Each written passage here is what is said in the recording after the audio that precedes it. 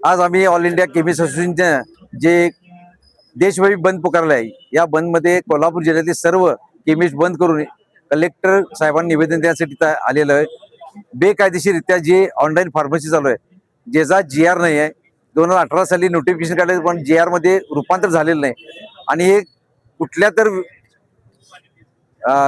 GRचा फायदा घेऊन हे ऑनलाईन विक्री करत आहेत। ज्या ऑनलाईन विक्रीच्या माध्यमातून नशेची औषध असू देत, गर्भपाताची औषधं असू देत आणि डुप्लिकेट औषध जास्तीत जास्त आता महाराष्ट्रामध्ये ऑनलाईनच्या माध्यमात, त्यामुळं ग्राहकांना त्याचा दुरुपयोग होणार आहे।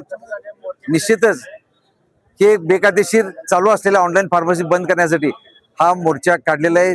कोल्हापूर जिल्ह्यातली सर्व 5000 केमिस्ट, 5 ते 5,500 केमिस्ट बंद करून आम्ही कलेक्टर ऑफिससाठी मोर्चा घेऊन आलेलो आहोत।